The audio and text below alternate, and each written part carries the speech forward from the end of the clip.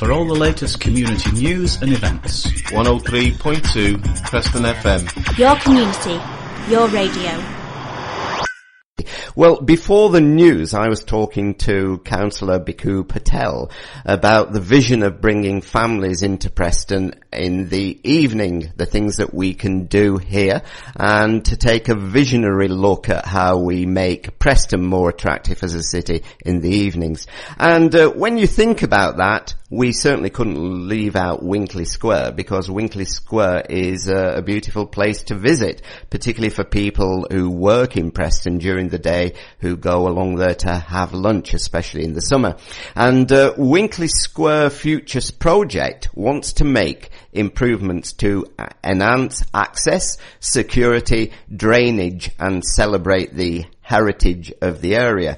And to tell us more about that, I've got on the phone right now Ben Williams, who is project manager from Groundwork Lancashire West and Wigan. So Ben, a very good morning to you. Good morning, Hughie. And I'm sure you visited Winkley Square in Preston and know when we talk about it is something of a jewel in the crown here in the city, just hidden off the main shopping centre, but an absolutely beautiful area. It is. It's a fabulous piece of open space, and as you say, it's bang in the heart of the city centre. And historically, Winkley Square, the buildings around it, the people have lived there, has been a real kind of engine room for the development of Preston and the surrounding area. Loads of people who've been really influential in the development of the city, their story is told around Winkley Square. So historically, as well as, in the present day, there's an important story that needs to be told around Winkley Square, as well as upgrading the appearance of the place so that it really stands out as this key piece of city centre green space that it can be. And I know it's been discussed this for a while now, and that in a way it's been quite difficult to actually arrive at a vision for Winkley Square that meets the needs of past, present and future. Because when you think of Winkley Square, and the studio where I am right now is just round the corner, and I often walk through the square. I mean, that's what it has. It has a past, it has a present, and we're now talking about the future. And I think the future, is it to secure some lottery funding to take this ahead?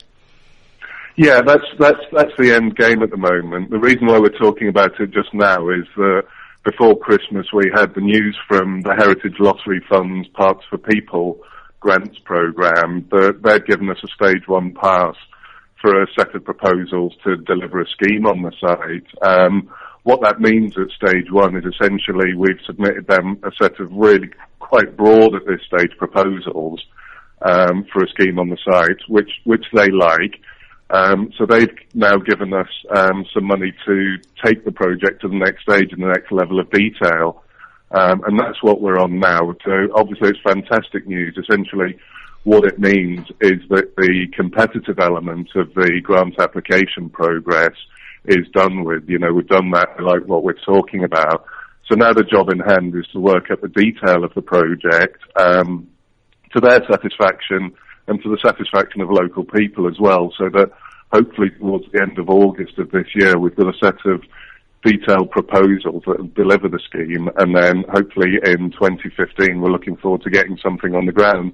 So there's obviously a heck of a lot of work still to be done, but a really positive announcement from the work that's been put in by ourselves, by Winkley Square Community Interest Company, who are a local not-for-profit set up by half a dozen local businessmen who work on Winkley Square. They've been the ones who've really been driving the development of the project coming forward.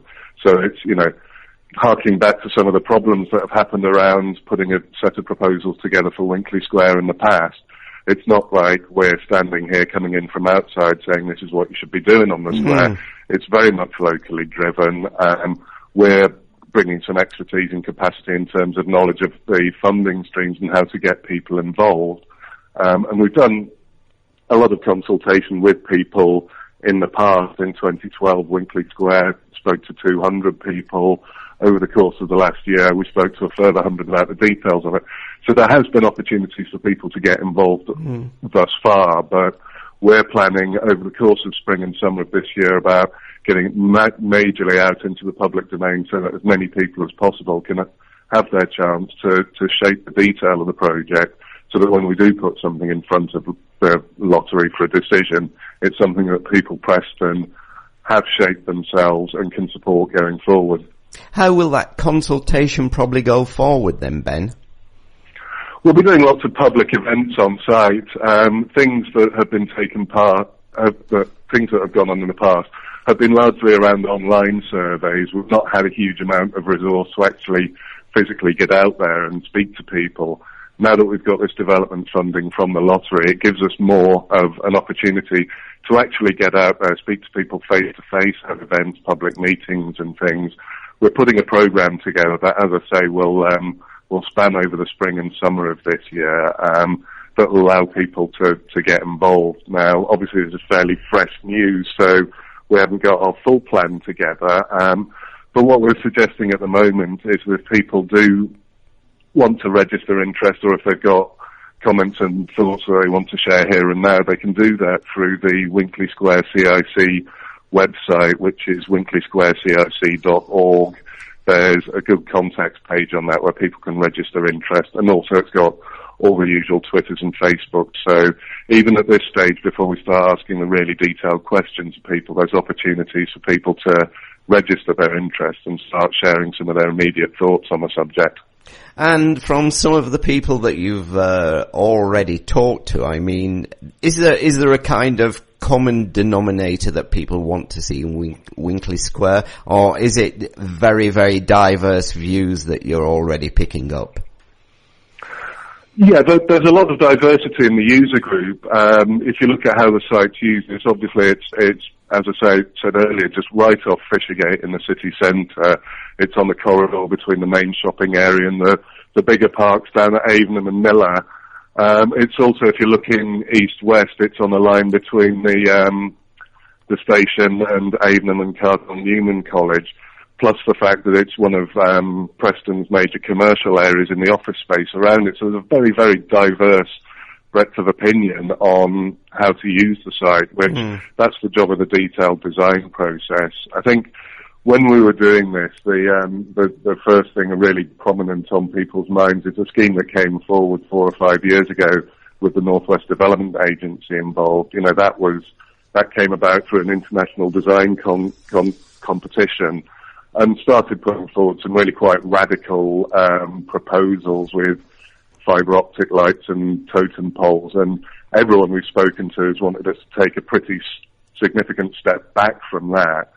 So what we've done, how we've approached this, is to develop a really good understanding of the green space, of how it's used and valued now, and structure our proposals around that so it makes the best of what's there already, rather than necessarily coming at it from some, you know, high design ideal. We're looking at something that needs to be a functional space that promotes its value today, and that's, you know, particular as a wildlife haven in the middle of the city centre is how a lot of people value it, and deliver something that is more accessible. Clearly we know there's huge problems around drainage on the site. Essentially the square is a bowl right in the middle of, you know, a massive hard urban landscape, so it's always going to have a problem with drainage. But we've had some really good support from Lancs County Council in terms of investigating that.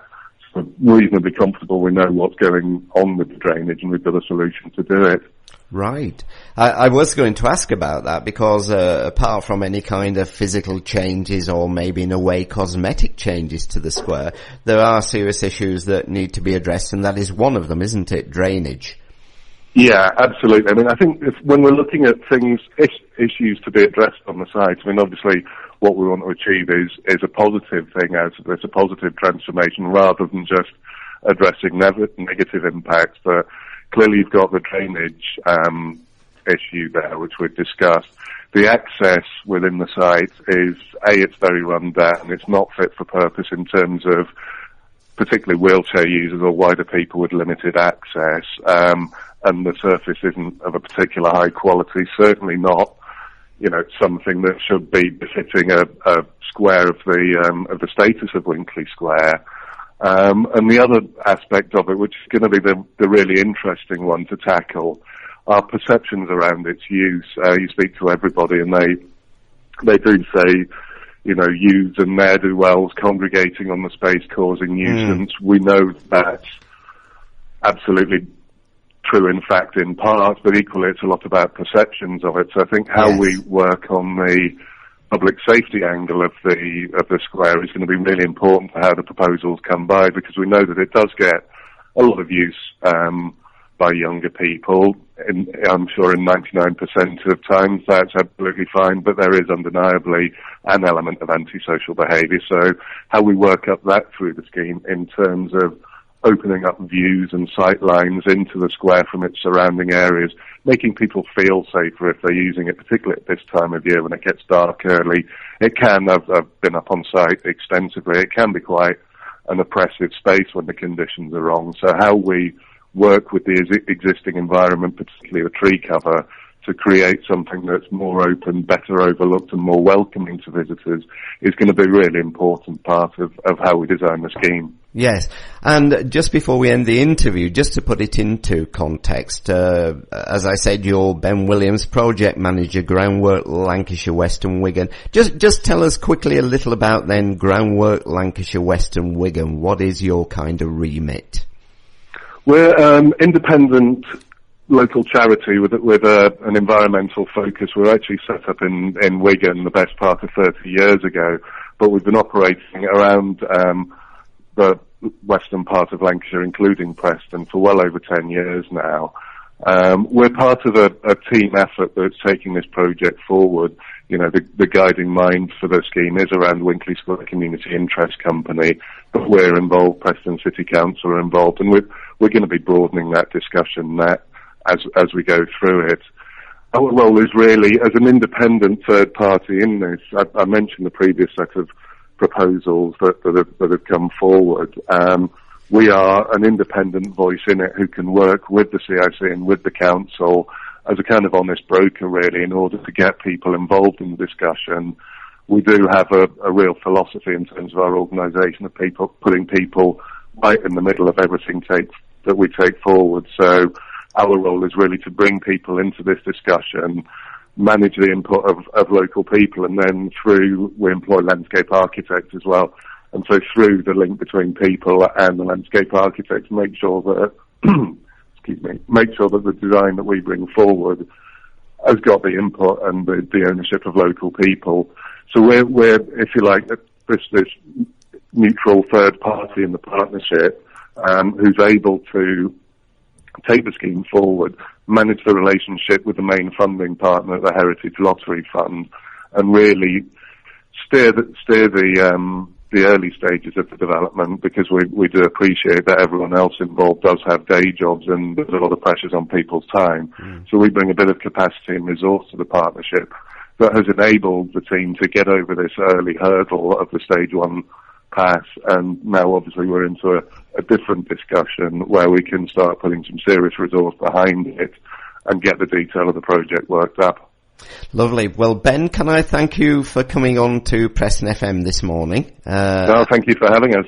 It's been most interesting, and thank you very much. Okay, thank you. Bye-bye. Take care. Thanks a lot. Bye. Thanks for listening. If you've enjoyed today's interview, why not tweet Hughie at ChatCityPFM?